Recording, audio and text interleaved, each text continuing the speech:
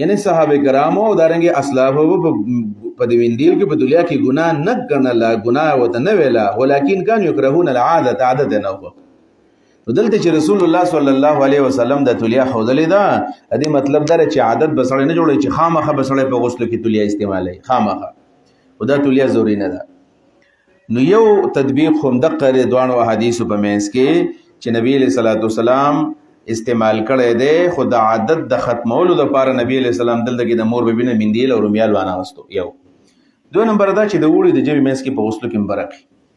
د ژمي غسل داسې وي چې خلک ځان کامل وچوي دې لپاره چې ساس کې ماس کې په دې باندې پاتې نشي،